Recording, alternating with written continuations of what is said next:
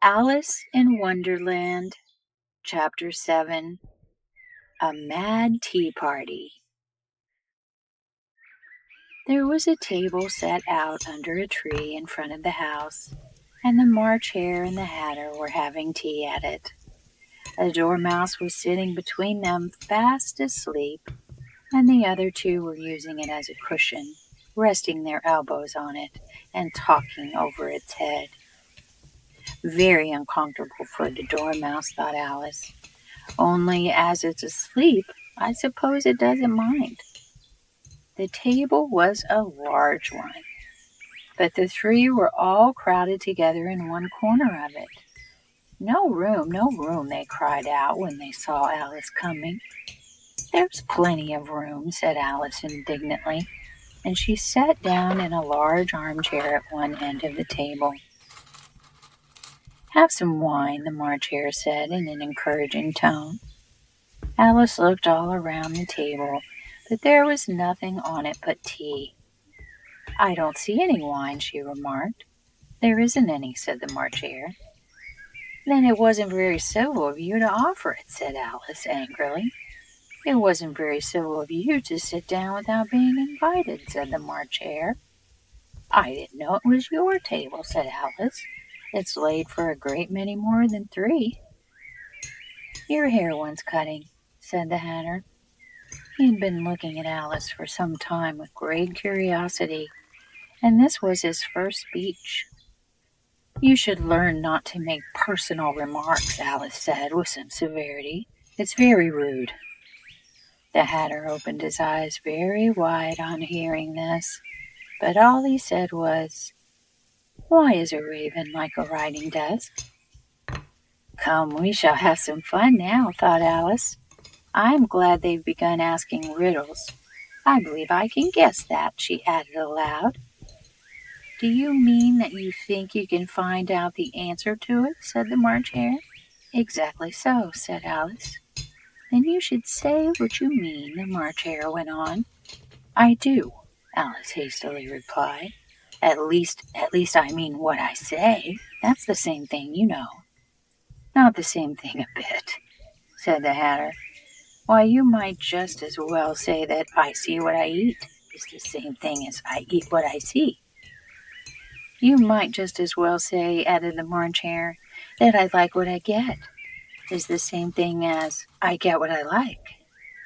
You might just as well say, added the Dormouse, who seemed to be talking in his sleep, that I breathe when I sleep is the same thing as I sleep when I breathe. It is the same thing with you, said the Hatter, and here the conversation dropped, and the party sat silent for a minute, while Alice thought over all she could remember about ravens and writing desks, which wasn't much. The Hatter was the first to break the silence. Well, what day of the month is it? He said, turning to Alice. He had taken his watch out of his pocket and was looking at it uneasily, shaking it every now and then and holding it to his ear. Alice considered a little and said, The 4th. 2 days wrong, sighed the Hatter. I told you butter wouldn't suit the works, he added, looking angrily at the March Hare. It was the best butter, the March Hare meekly replied. Yes, but some crumbs must have got in as well, the Hatter grumbled. You shouldn't have put it in with a bread knife. The March Hare took the watch and looked at it gloomily. Then he dipped it into his cup of tea and looked at it again. But he could think of nothing better to say than his first remark. It was the best butter, you know. Alice had been looking over his shoulder with some curiosity. What a funny watch, she remarked. It tells the day of the month and doesn't tell what o'clock it is. Why should it? Muttered the Hatter. Does your watch tell you what year it is? Of course not, Alice replied very readily. But that's because it stays the same year for such a long time together. Which is just the case with mine, said the Hatter. Alice felt dreadfully puzzled. The Hatter's remark seemed to have no sort of meaning in it, and yet it was certainly English. "I don't quite understand you," she said, as politely as she could. "The Dormouse is asleep again," said the Hatter, and he poured a little hot tea onto its nose. The Dormouse shook its head impatiently and said without opening its eyes, of course, just what I was going to remark myself." "Have you guessed the riddle yet?" the Hatter said, turning to Alice. "No, I give up," Alice replied. "What's the answer?" "I haven't the slightest idea," said the Hatter. "Nor I," said the March Hare. Alice sighed wearily. "I think you might do something better with the time," she said, "than wasting it in asking riddles that have no answers." "If you knew time as well as I do," said the Hatter, "you wouldn't talk about wasting it. It's him." "I don't know what you mean," said Alice. "Of course you don't," the Hatter said, tossing his head contemptuously. "I dare say you never even spoke to time." "Perhaps not," Alice cautiously replied. "But I know I have to beat time when I learn music." "Ah, that accounts for it," said the Hatter. "He won't stand beating. Now, if you only kept on good terms with him, he'd do almost anything you like with the clock.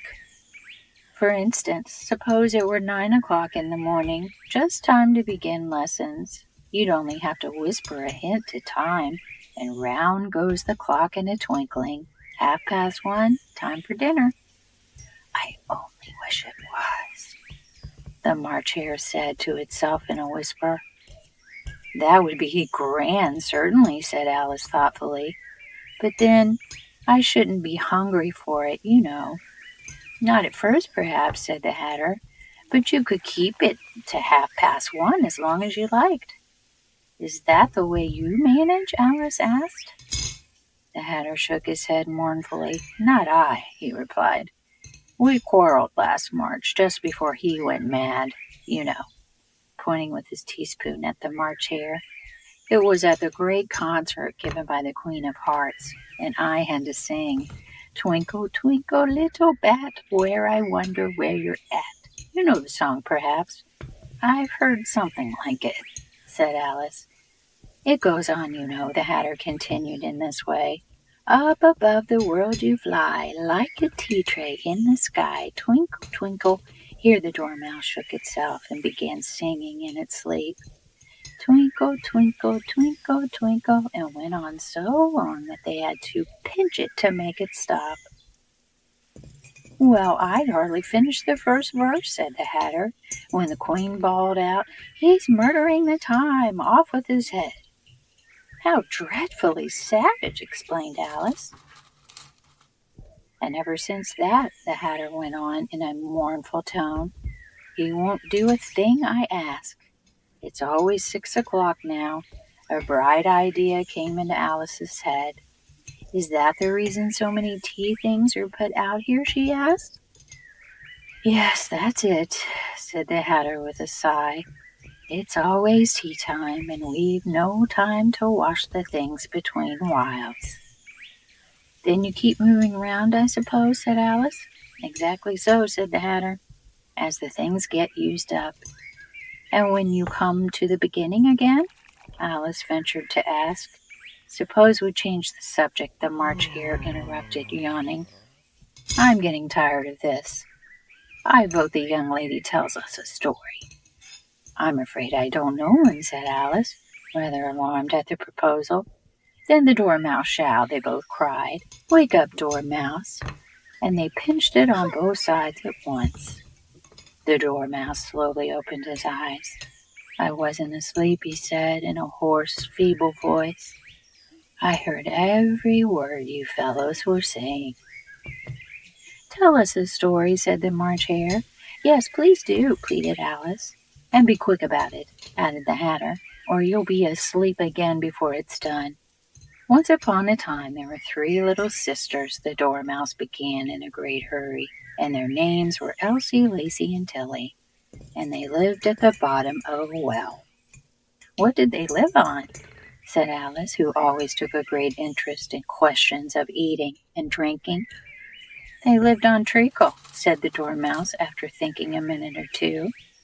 They couldn't have done that, you know, Alice gently remarked. They'd have been ill. So they were, said the Dormouse. Very ill. Alice tried a little to fancy to herself what such an extraordinary way of living would be, but it puzzled her too much, so she went on. But why did they live at the bottom of a well? Take some more tea, the March Hare said to Alice very earnestly. I've had nothing yet, Alice replied in an offended tone, so I can't take more. You mean you can't take less, said the Hatter. It's very easy to take more than nothing. Nobody asked your opinion, said Alice. Who's making personal remarks now? The Hatter asked triumphantly. Alice did not quite know what to say to this, so she helped herself to some tea and bread and butter, and then turned to the Dormouse and repeated her question. Why did they live at the bottom of a well? The Dormouse again took a minute or two to think about it, and then said, It was a treacle well. There's no such thing, Alice was beginning very angrily, but the Hatter and the March Hare went, and the Dormouse sulkily remarked, If you can't be civil, you'd better finish the story for yourself. No, please go on, Alice said very humbly. I won't interrupt you again. I dare say there may be one. One indeed, said the Dormouse indignantly. However, he consented to go on. And so these three little sisters, they were learning to draw, you know. What did they draw? Said Alice, quite forgetting her promise. Treacle, said the Dormouse without considering it all this time. I want a clean cup, interrupted the Hatter. Let's all move one place. He moved on as he spoke, and the Dormouse followed him. The March Hare moved into the Dormouse place, and Alice rather unwillingly took the place of the March Hare. The Hatter was the only one who got any advantage from the change, and Alice was a good deal worse off than before, as the March Hare had just upset the milk jug onto his plate. Alice did not wish to offend the Dormouse again, so she began very cautiously. But I don't understand. Where did they draw the treacle from? You can draw water out of a water well, said the Hatter. So I should think you could draw treacle out of a treacle well, eh, stupid? But they were in the well, Alice said to the Dormouse, not choosing to notice this last remark. Of course they were, said the Dormouse. Well in. This answer so confused poor Alice that she let the Dormouse go on for some time without interrupting it. They were learning to draw, the Dormouse went on, yawning and rubbing its eyes, for it was getting very sleepy. And they drew all manner of things, everything that begins with an M. Why with an M? Said Alice. Why not? Said the March Hare. Alice was silent. The Dormouse had closed its eyes at this time and was going off into a doze. But on being pinched by the Hatter, it woke up again with a little shriek and went on. That begins with an M, such as mousetraps, and the moon, and memory, and muchness. You know, you say things are much of a muchness. Do you ever see such a thing as a drawing of a muchness? Really, now you ask me, said Alice, very much confused. I don't think. Then you shouldn't talk, said the Hatter. This piece of rudeness was more than Alice could bear. She got up in great disgust and walked off. The Dormouse fell asleep instantly, and neither of the others took the least notice of her going, though she looked back once or twice, half hoping they would call after her. The last time she saw them, they were trying to put the Dormouse into the teapot. At any rate, I'll never go there again, said Alice as she picked her way through the wood. It's the stupidest tea party I ever was at in all my life. Just as she said this, she noticed that one of the trees had a door leading right into it. That's very curious, she thought. But everything's curious today. I think I may as well go in at once. And in she went. Once more she found herself in the long hall and close to the little glass table.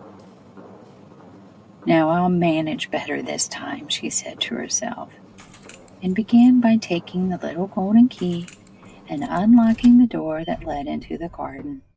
Then she set to work nibbling at the mushroom.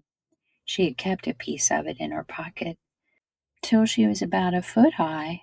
Then she walked down the little passage, and then she found herself at last in the beautiful garden among the bright flower beds and the cool fountains.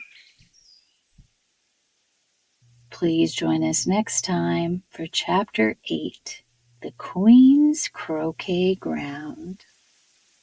Sweet dreams, everyone.